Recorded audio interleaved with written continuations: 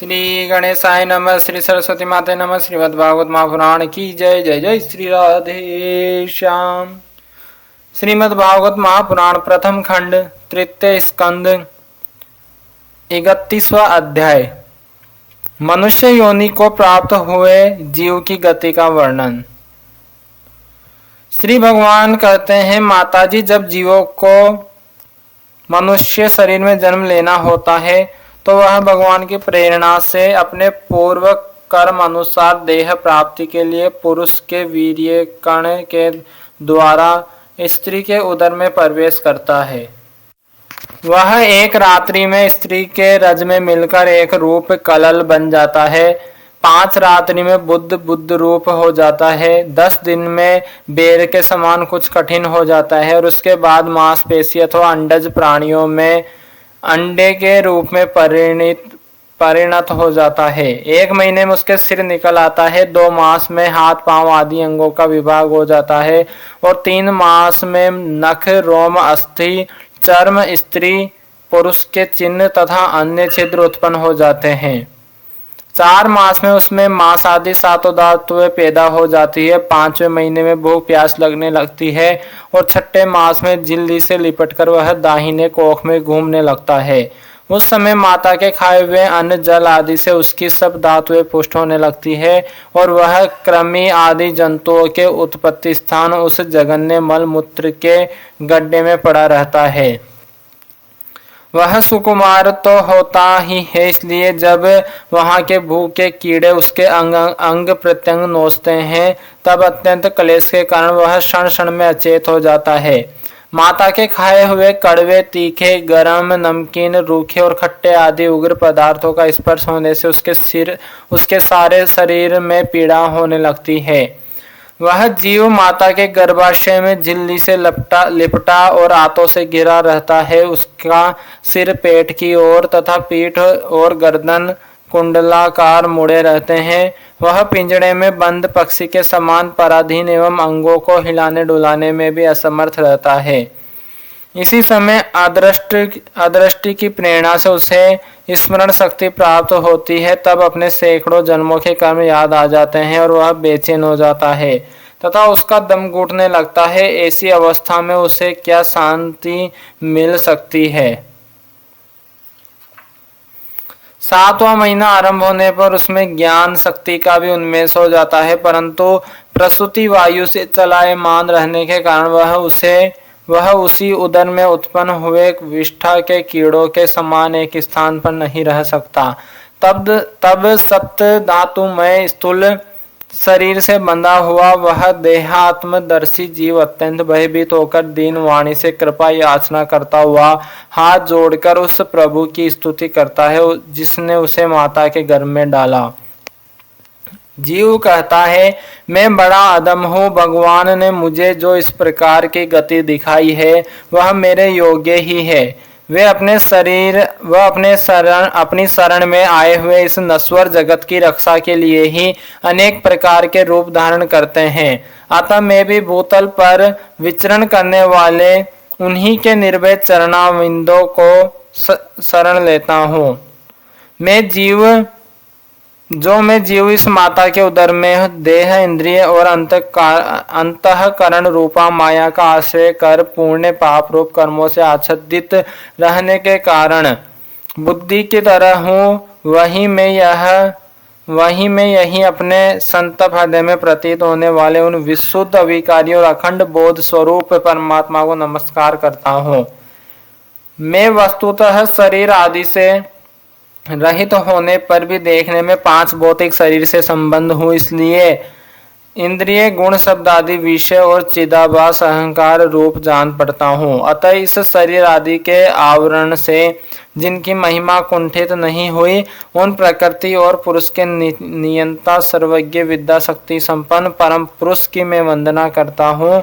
उन्हीं की माया से अपने स्वरूप की स्मृति नष्ट हो जाने के कारण यह जीव अनेक प्रकार के सत्वादिक गुण और कर्म के बंधन से युक्त इस संसार मार्ग में तरह तरह के कष्ट झेलता हुआ भटकता रहता है। अतः उन परम पुरुष परमात्मा की कृपा के बिना और किसी युक्ति से इसे अपने स्वरूप का ज्ञान हो सकता है। मुझे जो यह त्रैकालिक ज्ञान हुआ है यह भी उनके सिवा और किसने दिया है, क्योंकि स्थावर जंगम इस समस्त प्राणियों में एकमात्र वे ही तीनों, वे ही तो अंतर्यामी रूप अंश से विद्यमान है। अतः जीव रूप कर्म जनित पदवी का अनुवर्तन करने वाले हम अपने त्रिविध तापों की शांति के लिए उन्हीं का भजन करते हैं। भगवान यह देहधारी जीव दूसरी माता के देह के उदर के भीतर मल मूत्र और रुधिर के कुएं में गिरा हुआ है। उसकी जठर अग्नि से इसका शरीर अत्यंत संतप्त हो रहा है। उससे निकलने की इच्छा करता हुआ यह अपने महीने गिन रहा है। भगवान, अब इस दिन को यहाँ से कब निकाला जाएगा? स्वामी ने, आप बड़े दयालु हैं। आप जैसे उदार प्रभु ने ही इस 10 मास के जीव को ऐसा उत्कृष्ट ज्ञान दिया है। दीन बंदो, आप इस अपने किए हुए उपकारों से ही आप प्रसन्न हो, क्योंकि आपको हाथ जोड़ने के सिवा आपके उस उपकार का बदला तो कोई दे भी क्या सकता है। प्रभु, संसार के ये पशु पक्षी आदि अन्य जीव तो अपनी मूढ़ बुद्धि के अनुसार अपने शरीर में होने वाले सुख दुख आदि का ही अनुभव करते हैं, किंतु मैं तो आपकी कृपा से सम दम आदि साधन संपन्न शरीर से युक्त हुआ हूँ। अतः आपकी दी हुई विवेक वती बुद्धि से आप पुराण पुरुष को अपने शरीर के बाहर और भीतर अहंकार के आश्रयभूत आत्मा की भांति प्रत्यक्ष अनुभव करता हूँ। भगवान, इस अत्यंत दुख से भरे हुए गर्भाशय में यद्यपि मैं बड़े कष्ट से रह रहा हूँ, तो भी इससे बाहर निकलकर संसार में अंधकूप में गिरने की मुझे बिल्कुल इच्छा नहीं है, क्योंकि उसमें जाने वाले जीवों को आपकी माया घेर लेती है, जिसके कारण उसके शरीर में अहम बुद्धि हो जाती है और उसके परिणाम में उसे फिर इस संसार चक्र में ही पड़ना होता है।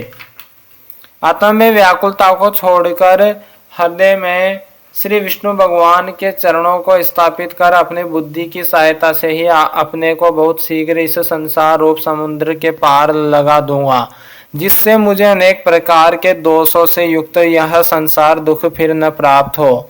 कपिल देव जी कहते हैं, माता वह 10 महीने का जीव गर्भ से ही जब इस प्रकार विवेक संपन्न होकर भगवान की स्तुति करता है, तब उस अधोमुख बालक को प्रसव काल की वायु तत्काल बाहर आने के लिए ढकेलती है। उसके सहसा ढेलने पर वह बालक अत्यंत व्याकुल और नीचे सिर करके बड़े कष्ट से बाहर निकलता है।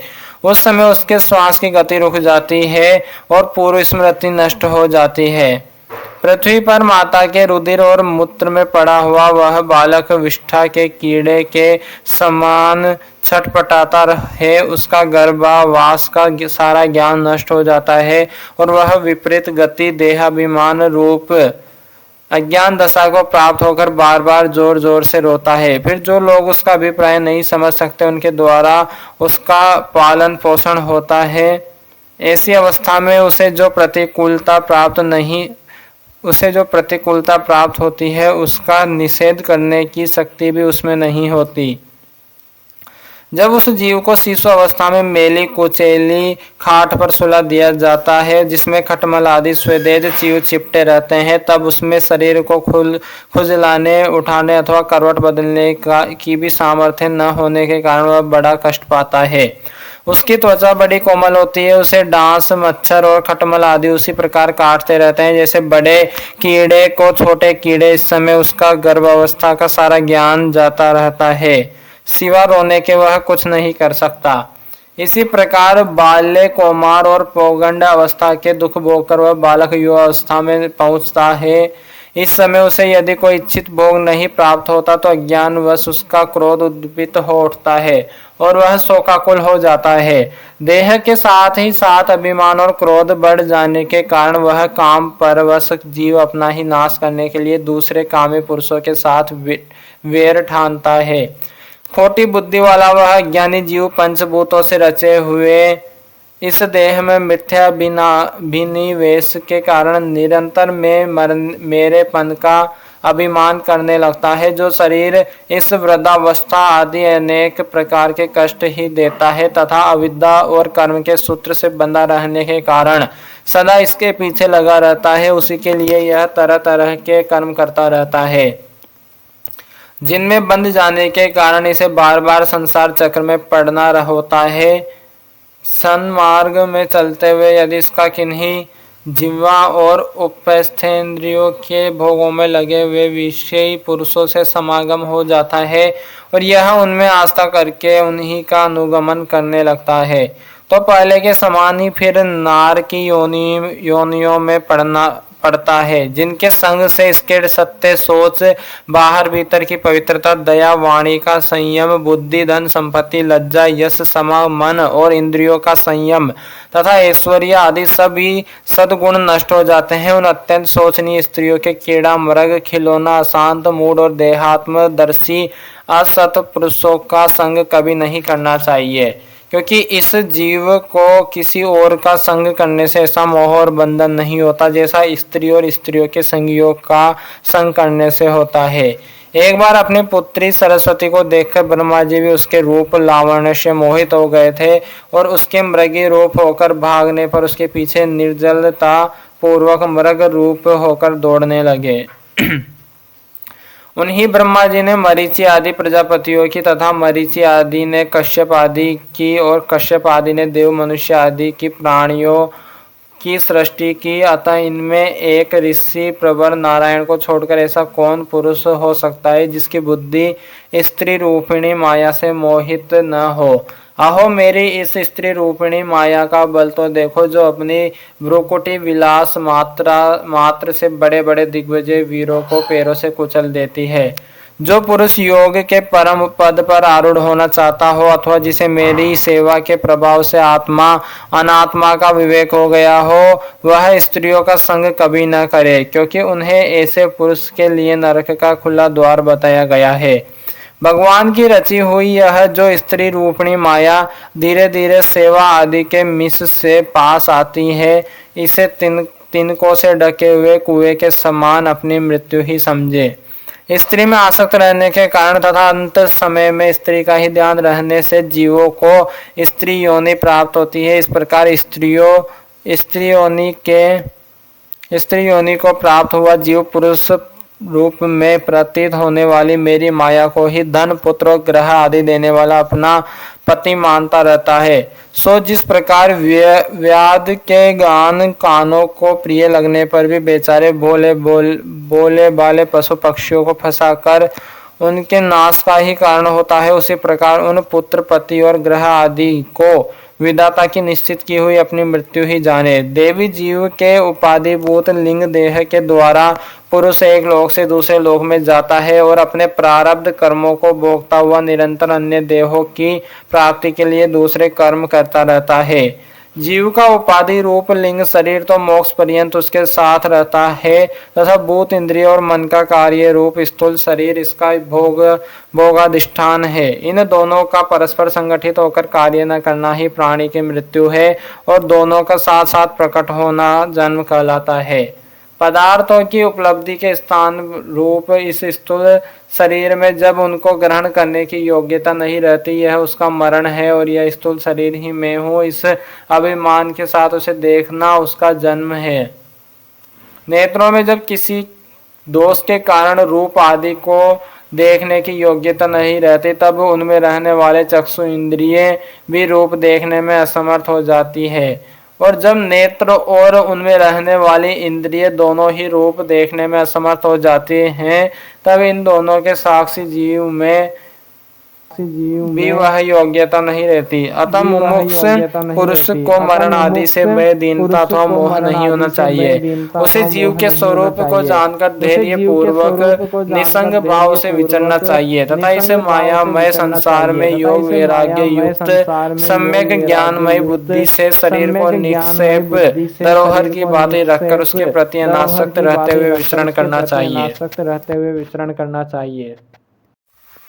श्री गणेशाय नमः। श्री सरस्वती माते नमः। श्रीमद् भागवत महापुराण की जय। जय जय श्री राधे श्याम। श्रीमद् भागवत महापुराण प्रथम खंड तृतीय स्कंद 32वां अध्याय। धूम मार्ग और अचिरादि मार्ग से जाने वालों की गति का और भक्ति योग की उत्कृष्टता का वर्णन। कपिल देव जी कहते हैं, माताजी, जो पुरुष घर में रहकर सकाम भाव से गृहस्थ के धर्मों का पालन करता है और उनके फल स्वरूप अर्थ एवं काम का उपभोग करके फिर उन्हीं का अनुष्ठान करता रहता है, वह तरह तरह की कामनाओं से मोहित रहने के कारण भगवत मार्ग से विमुख हो जाता है और यज्ञों द्वारा श्रद्धा पूर्वक देवता तथा पितरों की ही आराधना करता रहता है। उसकी बुद्धि और उसी प्रकार की श्रद्धा से युक्त रहती है, देवता और पितर ही उसके उपास्य रहते हैं, अतः वह चंद्रलोक में जाकर उनके साथ सोमपान करता है और फिर पुण्य क्षीण होने पर इसी लोक में लौट आता है। जिस समय प्रलय काल में शेष साई भगवान शेष सैया पर शयन करते हैं, उस समय सकाम गृहस्थाश्रमियों को प्राप्त होने वाले ये सभी लोक भी लीन हो जाते हैं। जो विवेकी पुरुष अपने धर्मों का अर्थ और भोग विलास के लिए उपयोग नहीं करते बल्कि भगवान की प्रसन्नता के लिए ही उनका पालन करते हैं, वे अनासक्त, प्रशांत, शुद्ध चित्त, निवृत्ति, धर्म परायण, ममता रहित और अहंकार शून्य पुरुष स्वधर्म पालन स्वरूप सत्व गुण के द्वारा सर्वथा शुद्ध चित्त हो जाते हैं। वे अंत में सूर्य मार्ग, अची मार्ग या देवयान के द्वारा सर्वव्यापी पूर्ण पुरुष श्री हरि को ही प्राप्त होते हैं, जो कार्य कारण रूप जगत के नियंता, संसार के उपादान कारण और उसकी उत्पत्ति, पालन एवं संहार करने वाले हैं। जो लोग परमात्मा दृष्टि से हिरण्य गर्भ की उपासना करते हैं, वे दो पराधम होने वाले ब्रह्मा जी के प्रलय पर्यंत उनके सत्य लोक में ही रहते हैं। जिस समय देवता आदि से श्रेष्ठ ब्रह्मा जी अपने द्विअपराध काल के अधिकारों को भोग कर पृथ्वी, जल, अग्नि, वायु, आकाश, मन, इंद्रिय, उनके विषय और अहंकार आदि के सहित संपूर्ण विश्व का संहार करने की इच्छा से त्रिगुणात्मिका प्रकृति के साथ एक रूप होकर निर्विशेष परमात्मा में लीन हो जाते हैं, उस समय प्राण और मन को जीते हुए वे विरक्त योगी गण भी देह त्याग कर उन भगवान ब्रह्मा जी में ही प्रवेश करते हैं और फिर उन्हीं के साथ परमानंद स्वरूप पुराण पुरुष ब्रह्मा में ही लीन हो जाते हैं। इससे पहले वे भगवान में लीन नहीं हुए, क्योंकि अब तक उनमें अहंकार शेष था। इसलिए माताजी, अब तुम भी अत्यंत भक्ति भाव से उन श्री हरि की ही चरण शरण में जाओ। समस्त प्राणियों का हृदय कमल ही उनका मंदिर है और तुमने भी मुझसे उनका प्रभाव सुन ही लिया है। वेद गर्भ ब्रह्मा जी भी, जो समस्त स्थावर जंगम प्राणियों के आदिकरण है, मरीचि आदि ऋषियों, योगेश्वरों, सनकादिकों तथा योग प्रवर्तक सिद्धों के सहित निष्काम कर्मों के द्वारा आदि पुरुष श्रेष्ठ सगुण ब्रह्मा को प्राप्त होकर भी भेद दृष्टि और कृतत्व अभिमान के कारण भगवत इच्छा से जब सर्ग काल उपस्थित होता है, तब काल रूप ईश्वर की प्रेरणा से गुणों में शोभ होने पर फिर पूर्व व्रत प्रकट हो जाते हैं। इस प्रकार पूर्वोक्त ऋषिगण भी अपने अपने कर्मानुसार ब्रह्मालोक को, ऐश्वर्य को भोग कर भगवत इच्छा से गुणों में शोभ होने पर पुनः इस लोक में आ जाते हैं। जिनका चित्त इस लोक में आसक्त है और जो कर्मों में श्रद्धा रखते हैं, वे वेद में कहे हुए काम में और नित्य कर्मों का सांगोपांग अनुष्ठान करने में ही लगे रहते हैं। उनकी बुद्धि रजोगुण की अधिकता के कारण कुंठित रहती है, हृदय में कामनाओं का जाल फैला रहता है और इंद्रियां उनके वश में नहीं होती। बस अपने घरों में ही आसक्त होकर वे नित्य प्रति पितरों की पूजा में लगे रहते हैं। ये लोग अर्थ, धर्म और काम के ही परायण होते हैं, इसलिए जिनके महान पराक्रम अत्यंत कीर्तनीय है, उन भवभयहारी श्री मधुसूदन भगवान की कथा वार्ताओं से तो ये विमुख ही रहते हैं। हाय विष्ठा भोजी कुकर सुकर आदि जीवों के विष्ठा चाहने के समान जो मनुष्य भगवत कथा अमृत को छोड़कर निंदित विषय वार्ताओं को सुनते हैं, वे तो अवश्य ही विधाता के मारे हुए हैं। उनका बड़ा ही मंद भाग्य है। गर्भाधान से लेकर अंत्येष्टि तक सब संस्कारों को विधि पूर्वक करने वाले ये सकाम कर्मी सूर्य से दक्षिण ओर के पितृयान या धूम मार्ग से पीतीश्वर अर्यमा के लोक में जाते हैं और फिर अपनी ही संतति के वंश में उत्पन्न होते हैं। माताजी पितृलोक के भोग लेने पर जब उनके पुण्य क्षीण हो जाते हैं तब देवता लोग उन्हें वहां के ऐश्वर्य से च्युत कर देते हैं और फिर उन्हें विवश होकर तुरंत ही इस लोक में गिरना पड़ता है। इसलिए माताजी जिनके चरण कमल सदा भजने योग्य हैं, उन भगवान का तुम उन्हीं के गुणों का आश्रय लेने वाली भक्ति के द्वारा सब प्रकार से मन, वाणी और शरीर से भजन करो।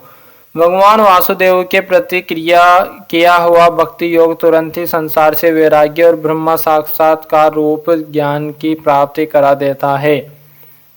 वस्तुतः सभी विषय भगवत रूप होने के कारण समान है, अतः जब इंद्रियों की वृत्तियों के द्वारा भी भगवत भक्त का चित्त उनमें प्रिय अप्रिय रूप विषमता का अनुभव नहीं करता, सर्वत्र भगवान का ही दर्शन करता है, उसी समय वह संग रहित सब में समान रूप से स्थित, त्याग और ग्रहण करने योग्य, दोष और गुणों से रहित, अपनी महिमा में आरूढ़ अपने आत्मा का ब्रह्म रूप से साक्षात्कार करता है। वही ज्ञान स्वरूप है, वही पर ब्रह्मा है, वही परमात्मा है, वही ईश्वर है, वही पुरुष है, वही एक भगवान स्वयं जीव, शरीर, विषय, इंद्रियों और आदि अनेक रूपों में प्रतीत होता है।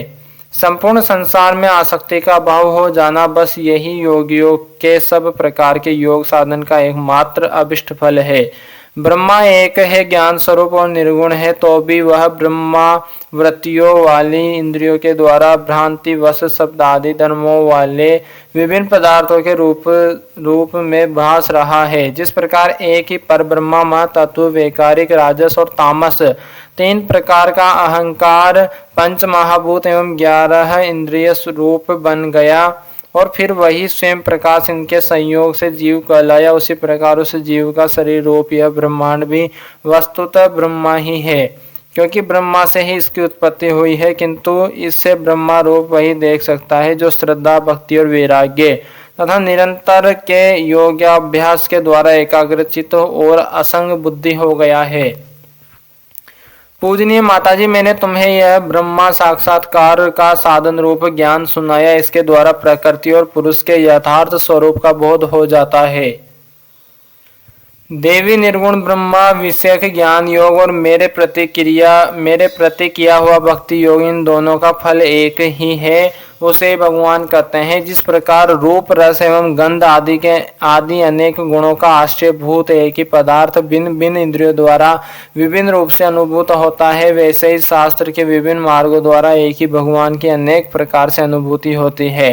नाना प्रकार के कर्म कलाप, यज्ञ, दान, तप, वेदाध्ययन, वेद विचार, मीमांसा, मन और इंद्रियों के संयम, कर्मों के त्याग, विविध अंगों वाले योग, भक्ति योग, निवृत्ति और प्रवृत्ति रूप सकाम और निष्काम दोनों प्रकार के धर्म, आत्म तत्व के ज्ञान और दृढ़ वैराग्य, इन सभी साधनों से सगुण निर्गुण रूप स्वयं प्रकाश भगवान को ही प्राप्त किया जाता है।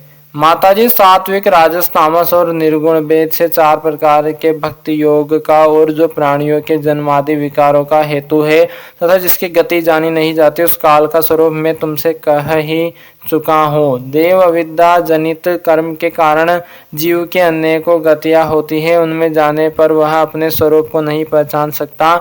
मैंने तुम्हें जो ज्ञानों उपदेश दिया है उसे दुष्ट, द्रुविनीत, घमंडी, दुराचारी और धर्मध्वजी दम्भी पुरुष को नहीं सुनाना चाहिए।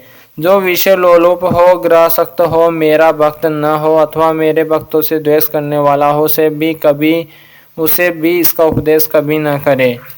जो अत्यंत श्रद्धालु भक्त, विनयी, दूसरों के प्रति दोष दृष्टि न रखने वाला, सब प्राणियों से मित्रता रखने वाला, गुरु सेवा में तत्पर, ब्रह्मा में विषयों में अनासक्त, शांत चित, मत सर सुनने और पवित्र चित्त हो तथा मुझे परम प्रियतम मानने वाला हो, उसे इसका वो अवश्य उपदेश करे। माँ, जो पुरुष मुझ में चित्त लगाकर इसका श्रद्धा पूर्वक एक बार भी श्रवण या कथन करेगा, वह मेरे परम पद को प्राप्त होगा। श्री कपिल देव भगवान की जय। अथ 33वां अध्याय, देवहूति को तत्व ज्ञान एवं मोक्ष पद की प्राप्ति। मैत्रेय जी कहते हैं, विदुर जी, श्री कपिल भगवान के ये वचन सुनकर कृदम जी की प्रिय पत्नी माता देवहूति के मोह का पर्दा फट गया और वे तत्व प्रतिपादक सांख्य शास्त्र के ज्ञान की आधार भूमि भगवान श्री कपिल जी को प्रणाम करके उनकी स्तुति करने लगी। देवहूति जी ने कहा, कपिल जी, ब्रह्मा जी आपके ही नाभि कमल से प्रकट हुए थे। उन्होंने प्रलयकालीन जल में शयन करने वाले आपके पंचभूत, इंद्रिय, शब्दादि विषय और मनोमय विग्रह का जो सत्व आदि गुणों के प्रवाह से युक्त सत्व स्वरूप और कार्य एवं कारण दोनों का बीज है, ध्यान ही किया था। आप निष्क्रिय सत्य संकल्प संपूर्ण जीवों के प्रभु तथा सहस्त्रों अचिंत्य शक्तियों से संपन्न है। अपनी शक्ति को गुण प्रवाह रूप से ब्रह्मादि अनंत मूर्तियों में विभक्त करके उनके द्वारा आप स्वयं ही विश्व की रचना आदि करते हैं। नाथ, यह कैसी विचित्र बात है कि जिनके उदर में प्रलय काल आने पर यह सारा प्रपंच लीन हो जाता है और जो कल्पांत में मायामय बालक का रूप धारण कर अपने चरण का अंगूठा चूसते हुए अकेले ही वट वृक्ष के पत्ते पर शयन करते हैं, उन्हीं आपको मैंने गर्भ में धारण किया है। विभो, आप पापियों का दमन और अपने आज्ञाकारी भक्तों का अभ्युदय एवं कल्याण करने के लिए स्वेच्छा से देह धारण किया करते हैं। अतः जिस प्रकार आपके वराह आदि अवतार हुए हैं, उसी प्रकार यह कपिल अवतार भी मुमुक्षुओं को ज्ञान मार्ग दिखाने के लिए हुआ है। भगवान आपके नामों का श्रवण या कीर्तन करने से तथा भूले भटके कभी कभी आपका वंदन या स्मरण करने से ही कुत्ते का मांस खाने वाला चांडाल भी सोमयाजी ब्राह्मण के समान पूजनीय हो सकता है।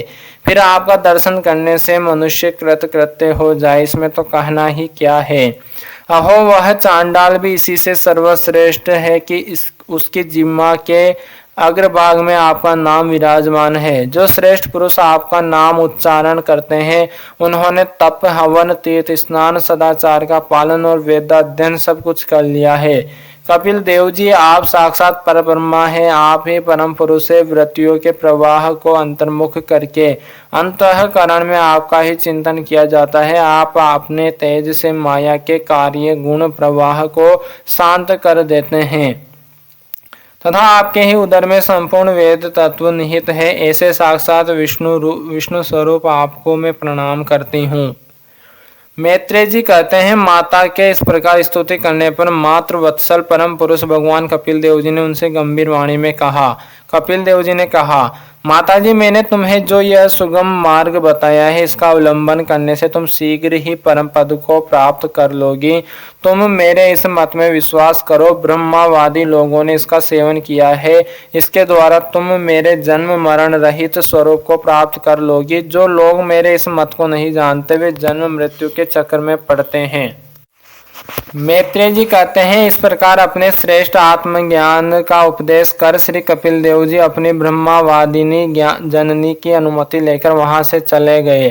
तब देवहूति जी भी सरस्वती के मुकुट सदृश अपने आश्रम में अपने पुत्र के उपदेश किए हुए योग साधन के द्वारा योगाभ्यास करती हुई समाधि में स्थित हो गई। त्रिकाल स्नान करने से उनकी घुंघराली हल्के भूरी भूरी जटाओं में परिणित हो गई तथा चीर वस्त्रों से ढका हुआ शरीर उग्र तपस्या के कारण दुर्बल हो गया। उन्होंने प्रजापति कृदम के तप और योग बल से प्राप्त अनुपम गृहस्थ सुखों को, जिसके लिए देवता भी तरसते थे, त्याग दिया।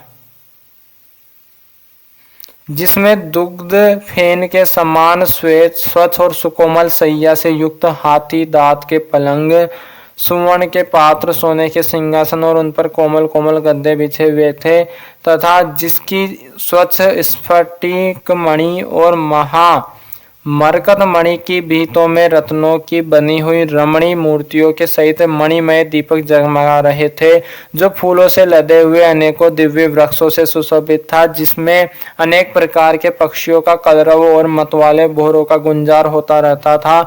जहाँ की कमल गंध से सुवासित बावलियों में कृदम जी के साथ उनका लाड प्यार पाकर क्रीड़ा के लिए प्रवेश करने पर उसका देवहूति का गंधर्व गण गुणगान किया करते थे और जिसे पाने के लिए इंद्राणी भी लालायित रहती थी। उस ग्रहोदान की भी ममता उन्होंने त्याग दी, किंतु पुत्र वियोग से व्याकुल होने के कारण अवश्य उनका मुख कुछ उदास हो गया।